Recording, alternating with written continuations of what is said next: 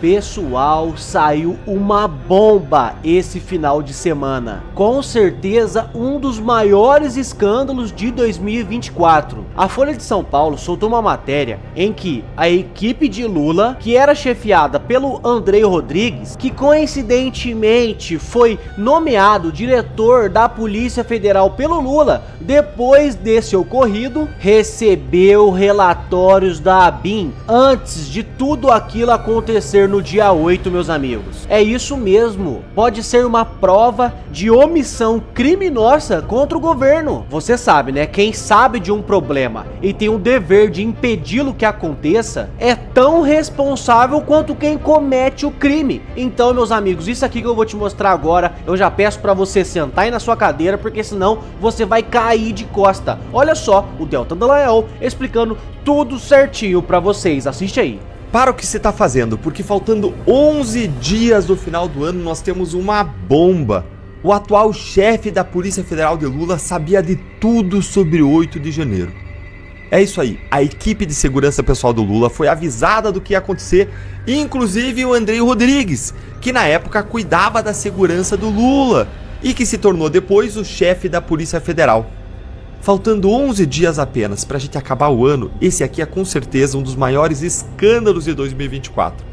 Vem aqui comigo a matéria da Folha de São Paulo que saiu hoje, quentinha aqui para você. Equipe de Lula, chefiada por atual diretor da Polícia Federal, recebeu relatórios da ABIN antes do 8 de janeiro. Gente, é muito pior do que a gente pensava. Isso aqui pode ser a prova de uma omissão criminosa do governo Lula no 8 de janeiro.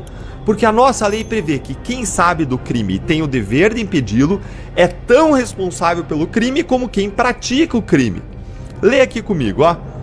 A equipe de segurança de Lula, composta majoritariamente por policiais federais, recebeu na transição do governo uma série de relatórios da ABIN, que é a Agência Brasileira de Inteligência, com informações de atos que precederam os ataques do 8 de janeiro de 2023, como a tentativa de invasão da sede da Polícia Federal em 12 de dezembro de 2022. Os documentos da ABIN traziam informações de veículos que rondaram o hotel onde o então presidente eleito estava hospedado, relações de militantes bolsonaristas monitorados com potencial perfil agressor e até o relato de um homem que, ao se hospedar no mesmo local, teria tentado acessar por 2 vezes o andar em que Lula estava. Os relatórios evidenciam que havia um monitoramento antecipado da agência sobre manifestantes que apresentavam riscos à ordem pública. Caso o material tivesse sido trabalhado, o futuro rastreamento dos autores dos atentados do dia 8 de janeiro poderia ter sido facilitado. Gente, tá aí a prova, tá aí a ABIN, que é a Agência de Inteligência Brasileira, fez uma série de relatórios claros sobre o risco à ordem pública dos manifestantes do 8 de janeiro dias antes. Então, dias antes ali, a ABIN informou o GSI, que era comandado na época pelo general G. Dias, que inexplicavelmente nunca foi preso, nem incluído em inquérito algum, nem foi preso preventivamente por mais um ano sem denúncia, como Moraes vem fazendo com outros réus do 8 de janeiro. Mesmo depois de nós sabermos que ele recebeu esses relatórios sobre o risco de desordem, e inclusive de nós sabermos que ele fraudou, que ele alterou documentos para parecer que ele não tinha sido avisado de nada, como ficou revelado pelo GSI mais cedo, há meses atrás. Mas agora é pior. Agora nós sabemos que a ABIN avisou a própria equipe de segurança pessoal do Lula, incluindo o atual diretor-geral da Polícia Federal. Meus amigos, isso aqui é uma bomba, porque tudo que eles vêm mentindo, não, a gente não sabia, não foi planejado, não, as câmeras subiram, a gente não sabe o que aconteceu.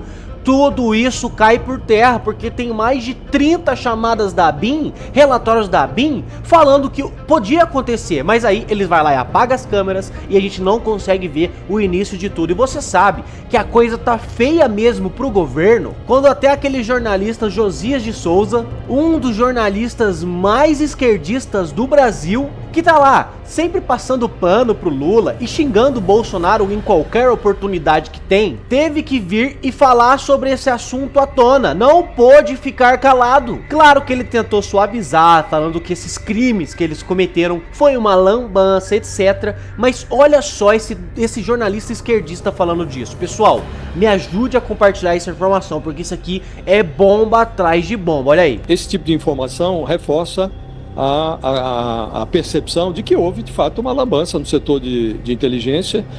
A transição do governo já era municiada de dados, né?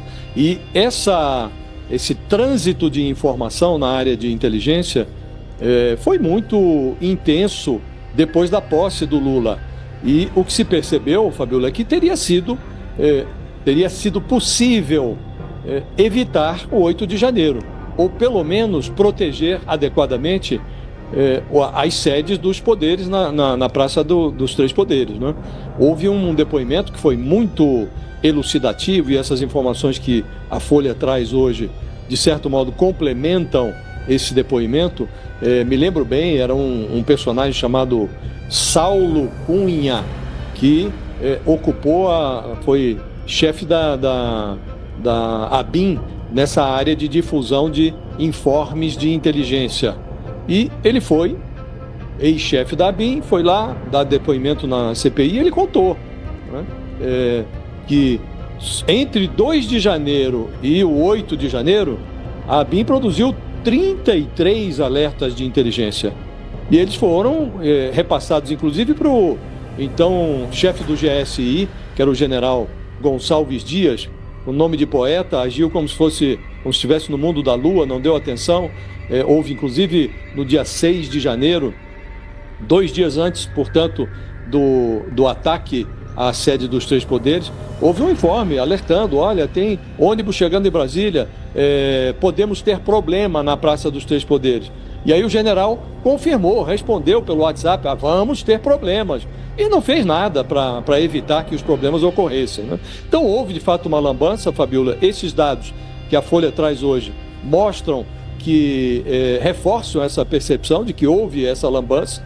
O Andrei Passos, ele diretor já nomeado, já incumbido das atribuições de diretor-geral da Polícia Federal, ele também repassou informações para o ministro Flávio Dino, que se comunicou com o governador Ibanez Rocha de Brasília. E, enfim, aconteceu o que aconteceu. A Polícia Militar de Brasília estava lá, chefiada na época pelo ex-ministro da Justiça do Bolsonaro, não moveu uma palha para impedir o que nós assistimos. Meus amigos, olha essa bomba que trazem aqui. Eles sabiam de tudo. Eles sabiam de tudo. E o bonito, o incrível é que os patriotas que estavam lá, que não quebraram nada, que só estavam juntos, estão sendo presos e condenados a anos e anos de cadeia. O Gonçalves Dias, que tem vídeo dele lá dentro dando água pro pessoal, abrindo porta pro pessoal, não foi preso. Tiraram do cargo e acabou. Já o ex-diretor do Bolsonaro ficou preso. Não, ele foi omisso, ele não fez nada para poder conter isso que aconteceu, etc, etc, etc. Mas você tem alguma dúvida de que eles sabiam de tudo isso que ia acontecer e talvez eles queriam que isso acontecesse? Porque essa é a impressão que fica. Você tem alguma dúvida disso, meus amigos? Outro que também comentou sobre o que aconteceu foi o Pitoli. E ele deixou muito claro que o Lula sabia de tudo, pessoal. Eles sabiam de tudo. Será que o Dino ganhou a vaga de Supremo Tribunal Federal depois desse episódio? Com as câmeras apagadas? Bom, não sei. Olha o que o Pitoli falou aí. Quer ir além? Quer pegar que ponto, para que lado você quer ir?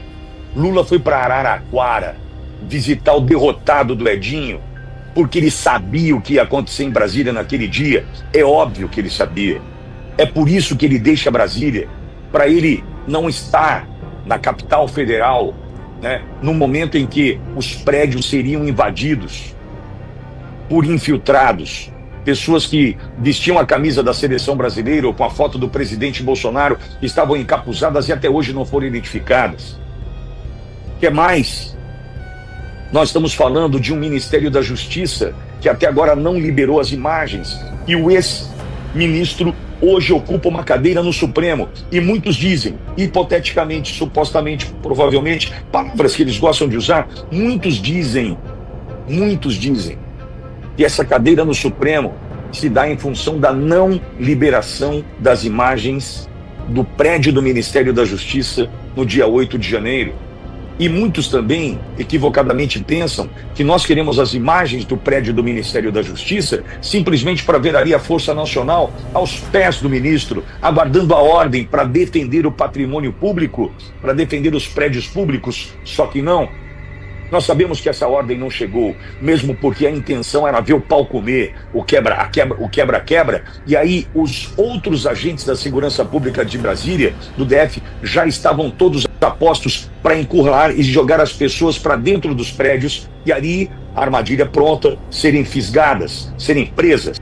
Então, meus amigos, todos os indícios, depois, desse relatório da ABIN, onde eles emitiram 30 comunicados, 33, 36, não sei, deixa muito claro que eles sabiam, que eles se omitiram para deixar acontecer e depois fizeram ainda o esquema de tacar sim as pessoas mais ainda para dentro. Como muitos falaram lá, muitos comentaram o que aconteceu lá dentro, é que o povo tava ali fora, tava tendo quebra-quebra, tinha alguns começando a entrar, aí o povo que tava ali fora manifestando, a polícia fechou eles por trás e começou a tacar bomba de lacrimogênio, bomba de gás, e aí o povo foi tudo correndo pra dentro, onde era o único lugar que dava pra se esconder, e caíram nessa armadilha. Você tem alguma dúvida? E meus amigos, o próprio descondenado vem depois, de ver que o caldo começou a engrossar pro lado dele, ele pega e tenta tirar o dele da reta, mas ele se atrapalhou sozinho e declarou, confessou mesmo, que alguém de dentro do palácio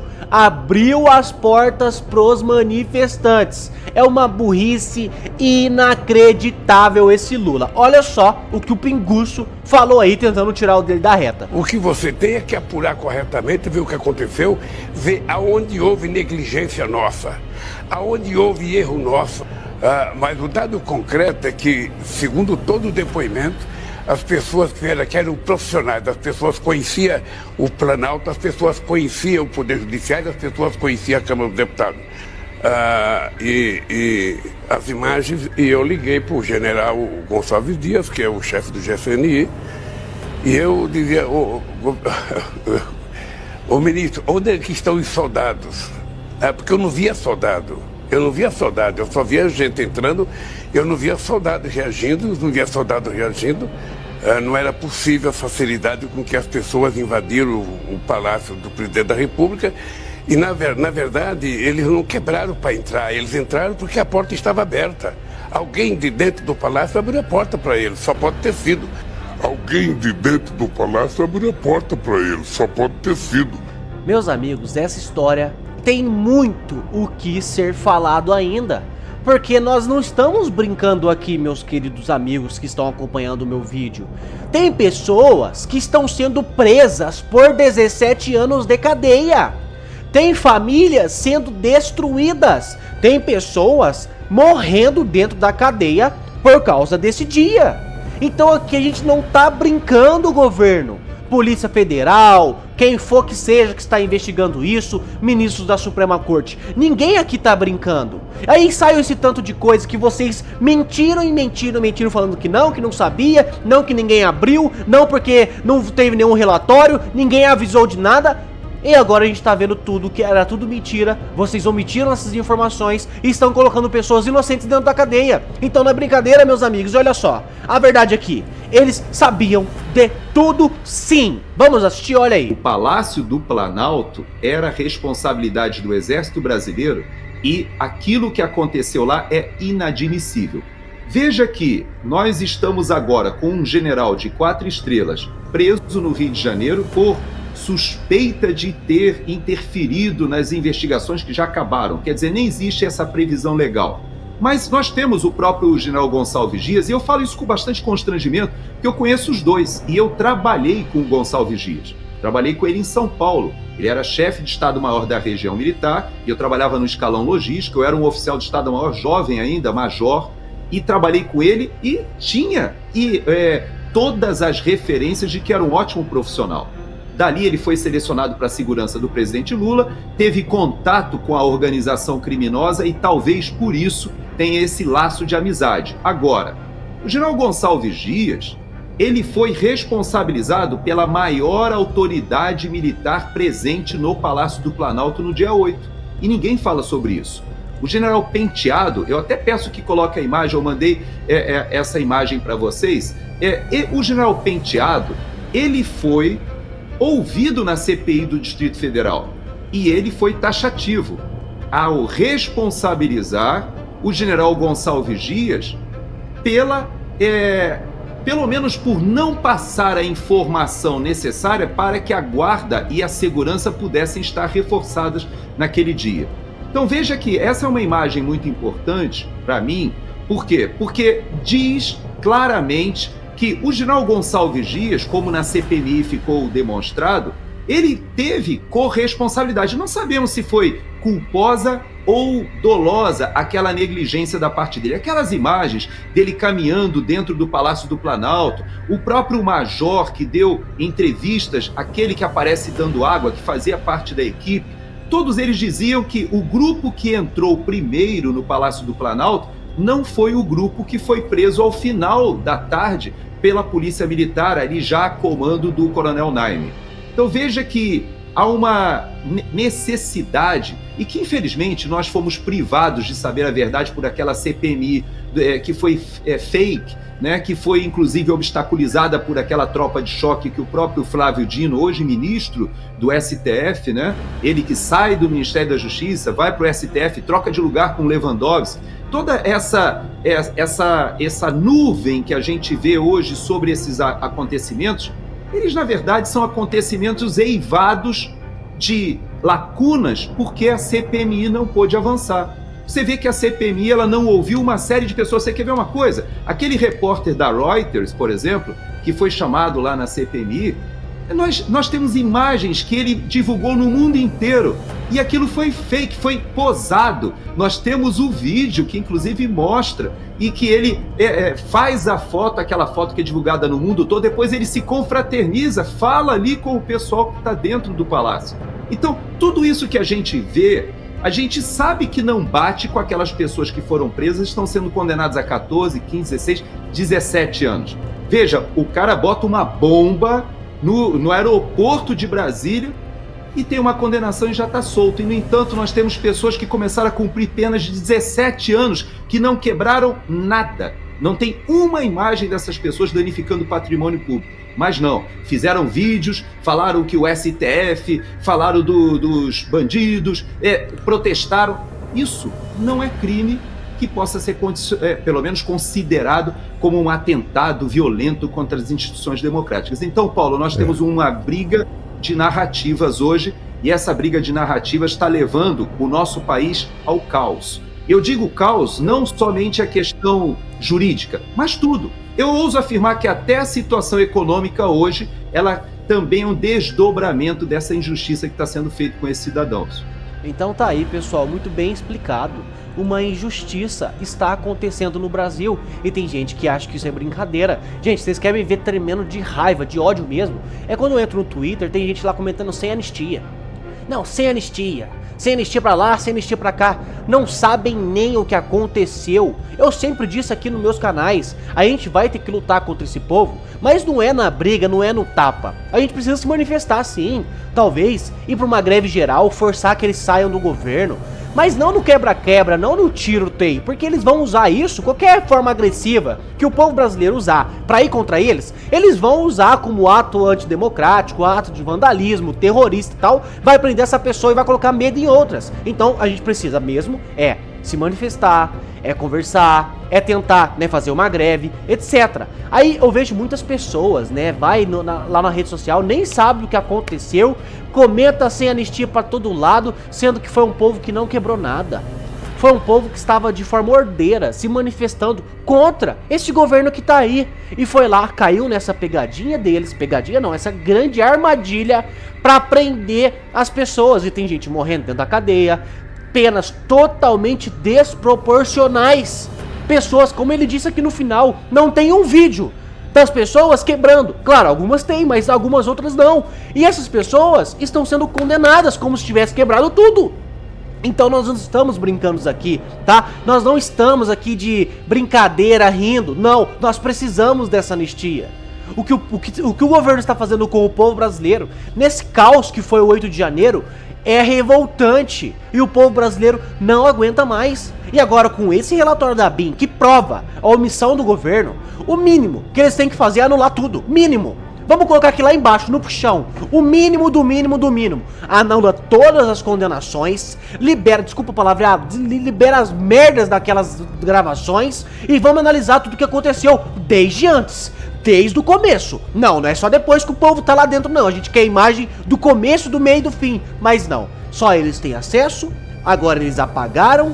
E agora vamos condenar todo mundo a toque de caixa. E é isso, o povo não aguenta mais. Quero pedir pra você comentar aqui embaixo o que você acha sobre isso. Qual é a sua opinião, o seu posicionamento. É muito importante, amigo, que você não se cale, que você continue lutando pelo nosso Brasil, tá? E compartilha esse vídeo. Compartilha esse vídeo para mais pessoas. O povo precisa saber de tudo isso. Isso que aconteceu é um escândalo. E o povo brasileiro precisa estar a par, tá ok? Muito obrigado a todos e até a nossa próxima notícia.